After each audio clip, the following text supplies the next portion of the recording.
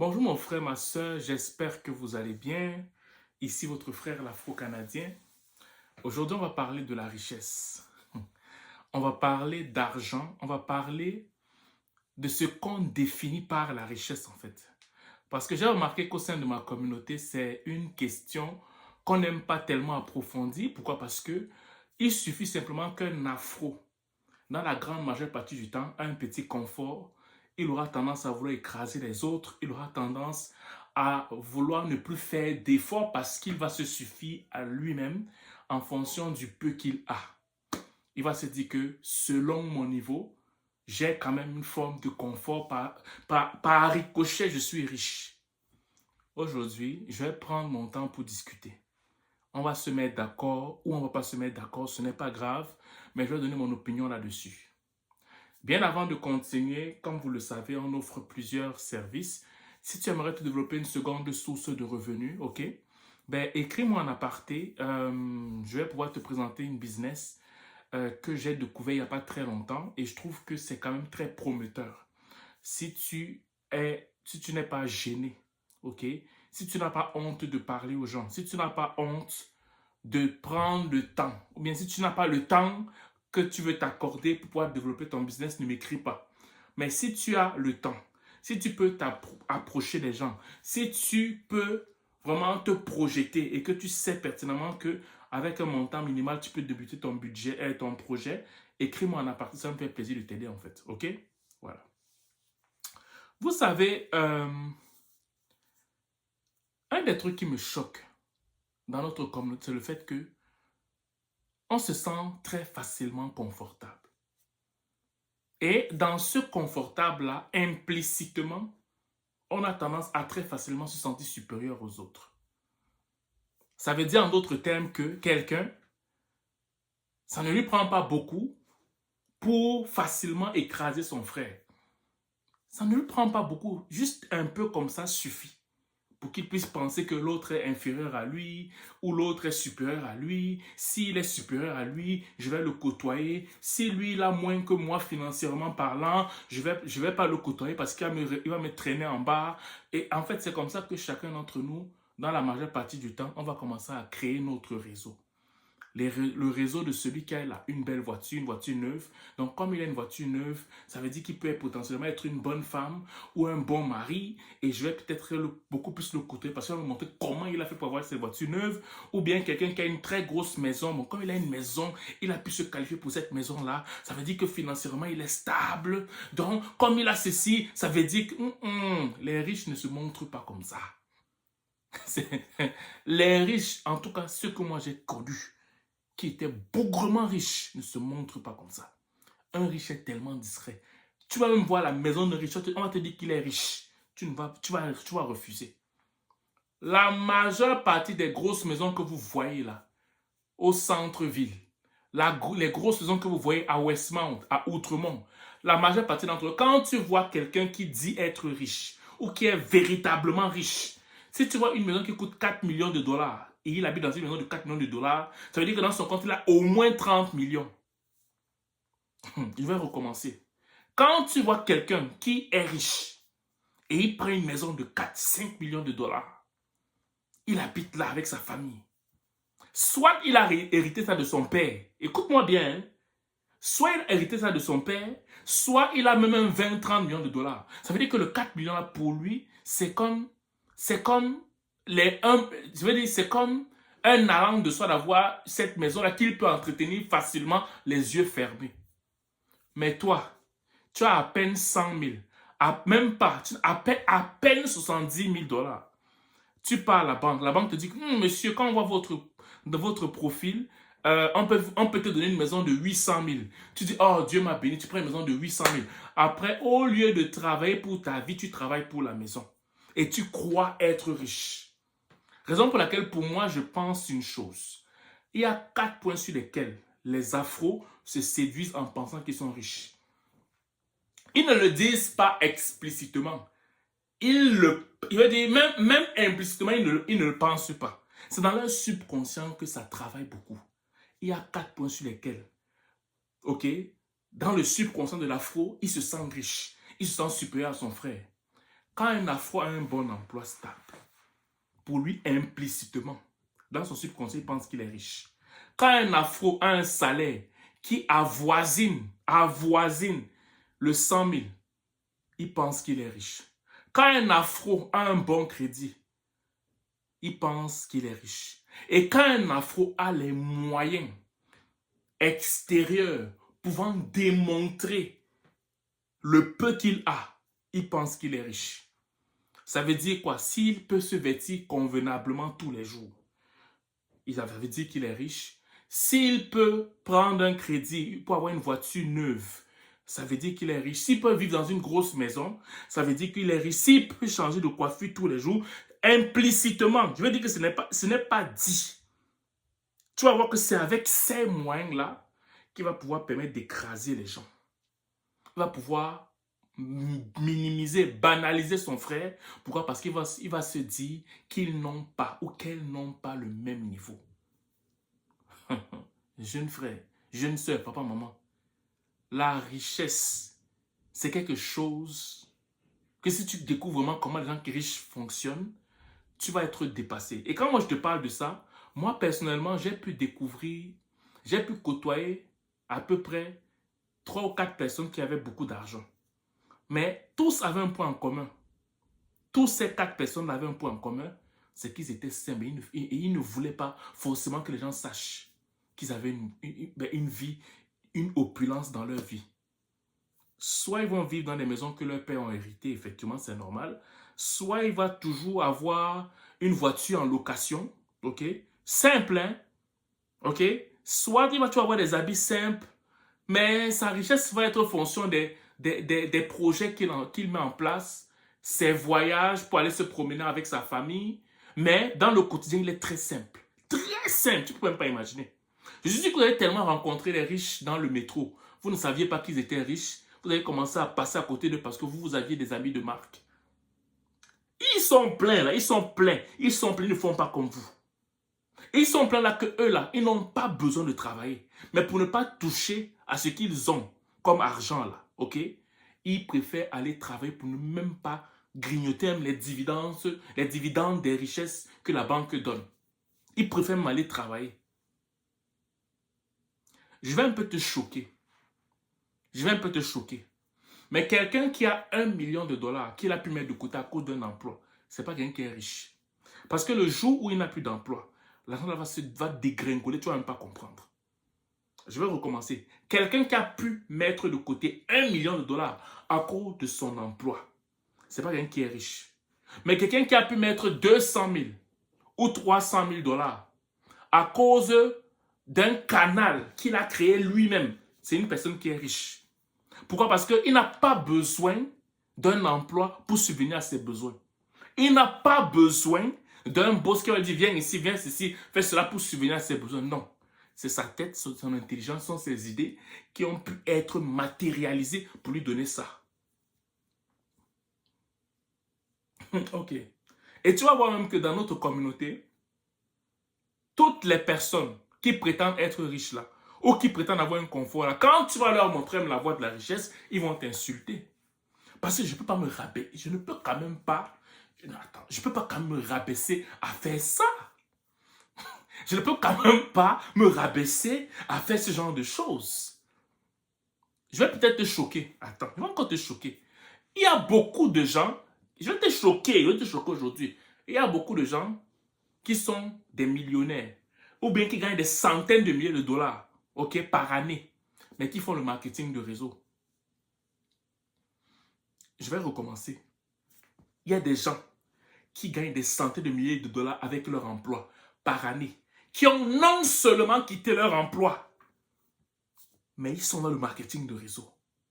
Parce que pour eux, ils se disent que, attends un peu, avec un peu que je mets, je peux avoir plusieurs milliers de dollars par mois.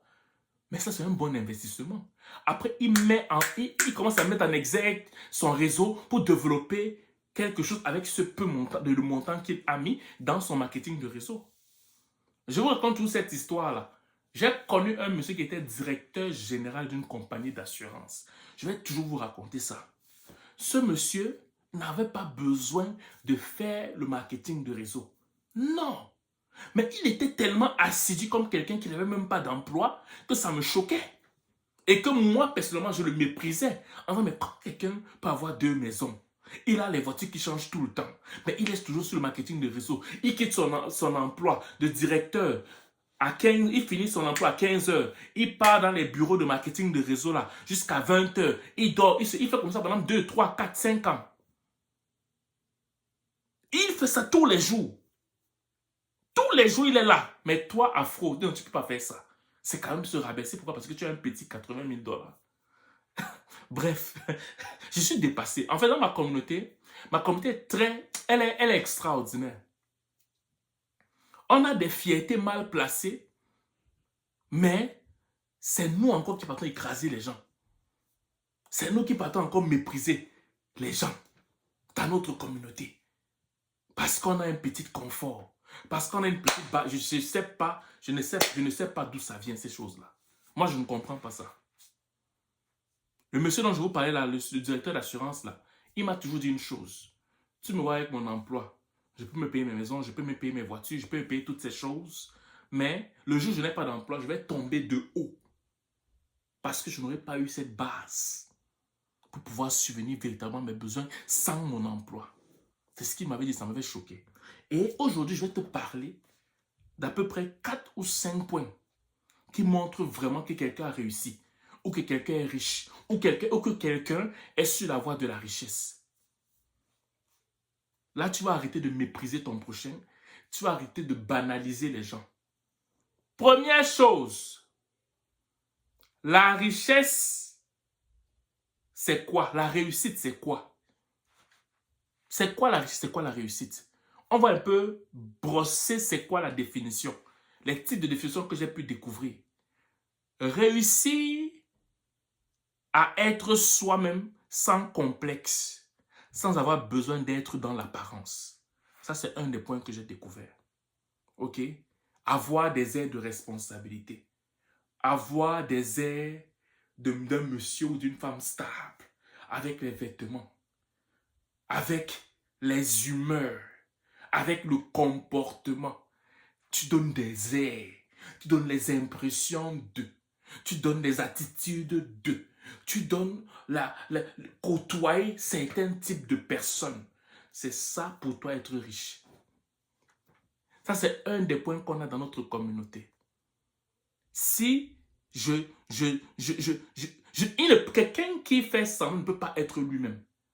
Beaucoup d'entre nous, là, dans la communauté afro-caribéenne, on n'est pas nous-mêmes. On utilise des masques pour qu'on puisse nous respecter à l'extérieur parce qu'on donne des impressions d'être des personnes riches, des personnes responsables, des personnes qui ont réussi. C'est ce qu'on passe du temps à faire. Tu auras beau faire ça, mais tu n'es pas riche. Tu auras beau faire ça, mais tu sais dans ton cœur que tu n'as pas réussi. Tu le sais. On peut croire que tu as réussi. Tu peux séduire tout le monde autour de toi. Mais dans le fond, tu sais pertinemment que toi-même, tu n'as pas réussi. Voilà. Ça, c'est le premier point. Le deuxième point. Qu'est-ce qu'on peut prétendre quand on parle de la véritable réussite financière? C'est quoi la véritable réussite financière? C'est la capacité de ne pas travailler pour le reste de sa vie. OK? C'est la capacité de ne pas travailler pour le reste de ta vie, mais de continuer à fructifier de l'argent. Un des points qui montre que quelqu'un est riche, c'est le fait qu'il décide aujourd'hui de ne plus travailler. Mais pour le reste de sa vie, ok, l'argent commence à continuer. À cause des canaux qu'il a créés ou qu'elle a créés, l'argent continue d'entrer.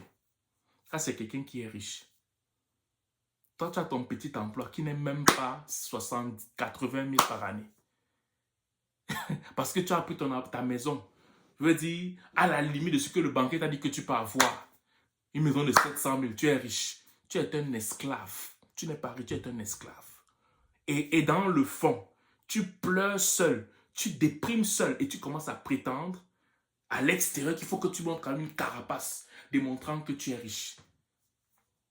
Il faut faire attention. Faites attention à ça. Faites attention à ça. Ce n'est pas une affaire de quantité d'argent. Mais il s'agit plutôt de comment tu fais ton argent. Quand tu n'as plus à échanger du temps, c'est un autre point. Quand tu n'as plus, je veux dire, quand tu arrives au niveau où tu n'as plus à changer ton temps pour de l'argent, c'est là où tu deviens aussi riche. Ok. Quand tu arrives à un niveau où tu n'as plus besoin de changer à chaque fois ton temps pour de l'argent. Je ne vais pas travailler, on me paye. Je ne vais pas travailler, on me paye. Je ne vais pas travailler, on me paye. Ok? Ça veut dire que tu es riche. Mais si toi, à 90%, il faut que tu pas travailler pour qu'on te paye. Peu importe le montant qu'on te paye, tu n'es pas riche.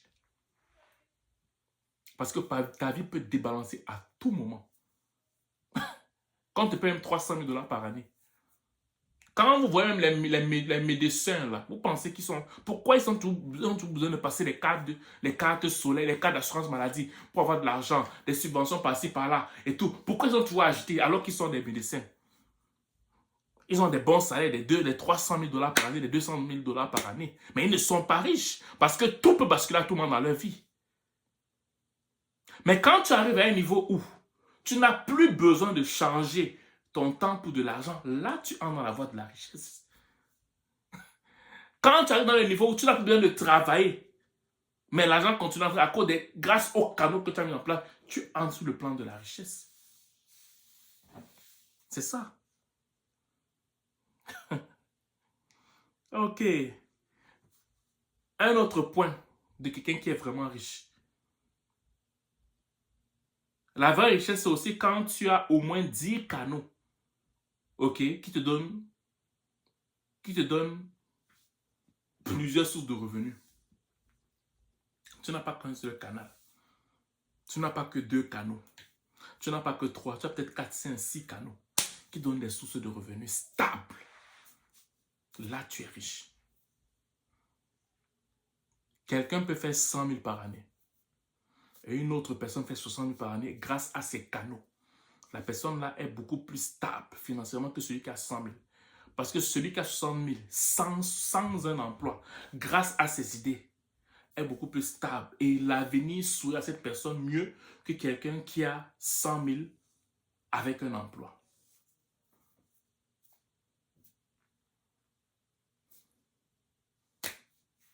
Ok. Ok.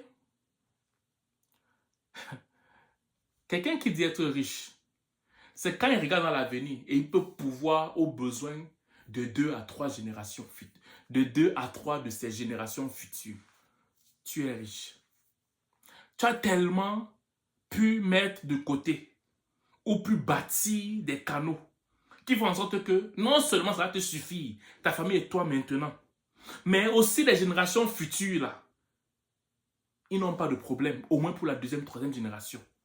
Et non seulement tu as aussi éduquer tes enfants présents à pouvoir fructifier ce que tu laisses, que ça va même dépasser les 2, 3 prochaines générations. Parce que toi, avec ce que tu as pu faire de tes propres efforts, tu peux aller jusqu'à 2 générations sans même que les enfants ne travaillent. Mais maintenant, avec tes enfants, avec l'éducation que tu leur donnes, avec le peu qu'ils ont jusqu'au deuxième, troisième génération là, ils vont amener ça même à la 10e génération. Là, tu es riche. Là, tu es riche. Ah, ok.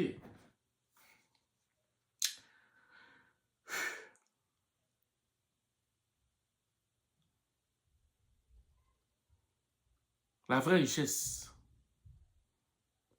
le dernier point que je vais aborder, c'est quand Dieu lui-même t'a positionné. C'est quand Dieu te prend. Il te positionne dans un couloir, dans un milieu, et que tu domines dans ce milieu-là. Beaucoup d'entre vous, vous avez des postes parce que vous suppliez. Beaucoup d'entre vous, vous avez des positions parce que vous avez tellement léché les pieds des gens. Vous êtes tellement rabaissé pour avoir des positions. Et après maintenant, vu que toute position a un prix, a une coupe à boire, vu que ça te dépasse, c'est pour ça que tu écrases les autres. Parce que quelqu'un qui a une position n'écrase pas parce que son leadership est naturel. La position l'a accepté. Mais peut-être les positions que vous occupez ne vous ont pas accepté. Pourquoi? Parce que vous n'êtes pas fait pour ça. Regardez Saül. Dieu n'a pas positionné Saül. Ce sont les hommes qui ont placé Saül là. Regardez David, la différence entre David et Saül. David ne faisait pas d'effort pour être roi. Il était roi parce que Dieu l'a choisi. Dieu l'a positionné là. Saül faisait les efforts. Lui, son carburant était basé sur ce que le peuple disait. Donc, s'il plaisait au peuple, il était content. Parce que le peuple va dire, oui, Saül, ils ont eu les appréciations des gens. Mais David n'a pas besoin de faire ça. C'est pour ça que la Bible dit que David est l'homme selon son cœur. Quelqu'un que Dieu positionne dans un couloir est une personne qui va être une personne qui est riche. Parce que non seulement il n'a pas supplié pour être dans ce couloir-là, mais aussi quand Dieu place quelqu'un là-bas, dans un couloir, il n'y a pas de chagrin dedans. Il peut avoir des difficultés, mais il n'y a pas de chagrin. Il peut avoir des complications, mais il y a le succès dedans si tu ne vois pas ça. Mais vous, comme vous êtes habitué dans la communauté afro à mendier pour avoir un poste, à suppléer pour avoir un poste, à racoler les gens pour avoir un poste, raison pour laquelle vous pouvez avoir des hautes positions, mais vous êtes toujours dans la mentalité de la pauvreté. Je vais m'arrêter là. Simplement là. Donc, où tu es là, tu es pauvre. Tu n'es même pas dans la classe moyenne véritable, mais tu écrases les autres. Tu n'as même pas 80 000 $, mais tu écrases les autres. Sois humble et apprends de ceux qui ont de l'argent. En tout cas, moi, j'ai décidé d'apprendre. Je ne suis pas riche. Je ne suis pas riche, mais j'aspire à la richesse. C'est pour ça que je reste tranquille, j'apprends et je suis avec rigueur ceux qui ont réussi. Je suis avec rigueur ceux qui ont du succès dans leur vie. Ce sont eux mes modèles. Je n'ai pas, avec le peu que j'ai, le temps de te montrer que je suis stable. Je ne te montrer que j'ai une voiture, que j'ai pas le temps pour ça. Mais toi, ton temps, ta joie et ta gloire, c'est de montrer ce que tu as, le peu que tu as. Et ça te donne des impressions ou des airs de riche. Tu es un misérable à la place. Un parfait misérable, il n'y a pas plus misérable que toi. Donc, reviens à la raison et aspire à la véritable richesse. Voilà. J'espère que cette vidéo va te réveiller et que tu vas arrêter d'embêter les gens, de te mentir à toi-même et d'arrêter d'écraser les gens. Parce que leur cri ou leur pleur, c'est une malédiction pour toi et pour toute ta famille. J'espère que c'est rentré ici. Voilà. Sur ce, je te souhaite de passer une excellente journée ou une excellente soirée dépendamment du lieu où vous m'écoutez.